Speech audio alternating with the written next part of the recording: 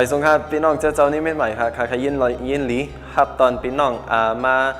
กลุ่มเซลล์ของเจ้านิมิตใหม่ค่ะเนาะการสอนอันแรกเนี่ยนี่ค่ะใครสอนบันทึงพี่น้องเนี่ยเป็นตียินการสอนยินเง่เนี่ยค่ะเนาะยินเง่เนี่ยเป็นที่เขาดีมาจากเมืองไหลก็ย่อมาจากตีไหลก็ย่อเขาดีมียินเง่ไผยินเง่มันเพราะพี่น้องมาจากเมืองไทยเมืองก้นไทยก็ดีมียินเง่ก้นไทยพวกเขามาจากเมืองใต้เขาก็ได้มียินเง่เมืองใต้จอมแต่ว่าเพราะนั้นจึงเขาที่เป็นผู้หยุ่มย้ำในกะเขาก็มียินเง่ที่เขาที่พัมเจ้าไรตังบันเขาที่เขาหลวเฮ็ดจอมก็เบอร์มักหมายของภาวะของเขากูก็ที่เป็นผู้หยุ่มย้ำในเขาใครเหมือนจึงเจ้าอยู่สู้มากกูวันก็เป็นไหนเจ้าเขาก็นาลีมียินเง่การสอนนั้นที่หนึ่งที่ใครสอนบันทึงพี่น้องเนี่ยดีมาถึงเรื่องยินเงี้ยเนี่ยเป็นตั้งดีค่ะเนาะตั้งนี้ในความหมายตั้งนี้ในหมายถึงว่าหนึ่งก้อนหนึ่งไหลปันตั้งนี้ถึงแทงก้อนหนึ่งตีพอมาถึงตีในภาวะผู้หยุ่มย้ำในเขาหยุ่มย้ำว่าพระเป็นเจ้าห้องใครปันตั้งดีถึงห้องดีในข้อความเจ้าเนี่ยข้อความเจ้าในเขาเลยหันถึงว่า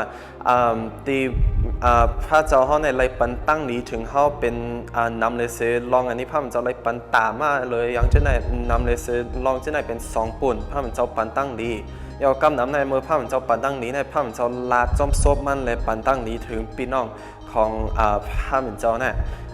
มือเดี๋ยวจ้ามือพระมันเจ้าปันสร้างกำผาในมากกว่าพระมันเจ้าเอาอะไรเอาซบมันลาดเอาจอมก็เป็นนั้นอันโคกว่ามันนี้เขาลาดเนี่ยก่อตังเฮิรนหอของมันเจ้าอะไรก่อตังความมืดกื้ออะไรก่อตังให้ความมืดกื้อเขาเป็นลีหรือเป็นไฮก็อะไรก็เป็นนั้นดีในซกต่ำเขาใหญ่18เขาเล็ก21ในรายลาดไว้ว่าข้อความของเขาเนี่ยอันนี้เขารายลาดเนี่ยมีพุ่งหมุนตาดิปันอาสากภาวะอาสากและตาดิปันความตายค่ะเนาะยกของเขารายลาดว่าเจออันนี้หักข้อความเจ้าเนี่ยตักแต่เลยหับตุ้งเอาหมักแตงของมันค่ะเนาะคำถามที่หนึ่งดีค่ะใครถามพี่น้องเมื่อคำเนี่ยจงพี่น้องยามลาดอันดิมไรวนไรลาดกว่าแน่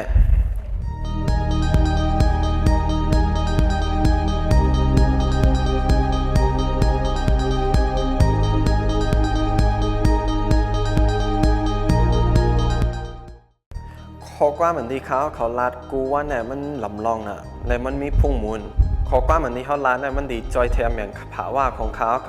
แต่ดีกว่าเมื่อนาเลยภาวะที่เขาข้อความเหมือนที่เขาลาดเนี่ยมันดียากแล้วภาวะของเขาก็เลยของเปิ้นก็เลยก็เป็นเลยข้อความที่เขาลาดเนี่ยมันลำลองน่ะผ้าเหมือนเจ้าข้อความของผ้าเหมือนเจ้าเนี่ยมีพุ่งหมุนข้อความของผ้าเหมือนเจ้าเนี่ยไรผ่านสร้างกำผาในมาไรเฮ็ดต้นไม้มาไรเฮ็ดสัตว์กุอันมาแล้วเมื่อผ้าเหมือนเจ้าไรผ่านสร้างก้นเฮามาเนี่ยผ้าเหมือนเจ้าไรลาดบันถึงก้นเฮาให้เฮาตั้งชื่อสัตว์กุอันแต่จ้าโวแต่จ้ากวายแต่จ้าสังซีแต่จ้าเสือไรผ้าเหมือนเจ้าไรอาบันถึงก้นแต่ดีลาดให้ตั้งชื่อสัตว์กุอันได้มากก็ในคำถามที่2อันนี้ใครปันถึงพี่น้องเขาเนี่ยมีเมื่อไรก็ดีมีพี่น้อง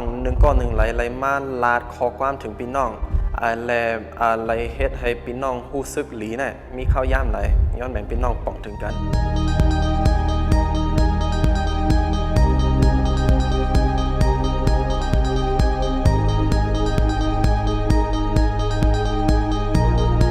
ก็เป็นนั้นกับพี่น้องใครส้นตุ่มพี่น้องให้เขาอ่อนกันเอายินเงี้ยหมอปันตั้งดีกันจ้อมข้อความดีเขาละเนี่ยมาปันถึงกันอย่างเขาปันเอ็นแห้งกัน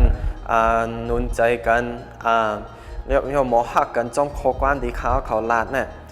ก็เป็นนั้นพี่น้องใครเอาคำถามที่3อัน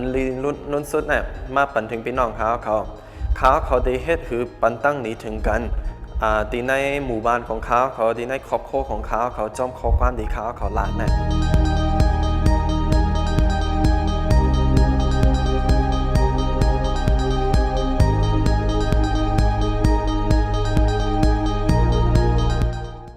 โอเคก็คำในเขาก็มีกันได้เงี้ยครับพี่น้องย้อนเหมือนภาพเหมือนเจ้าปะตั้งนี้ครับไม่ทรงครับ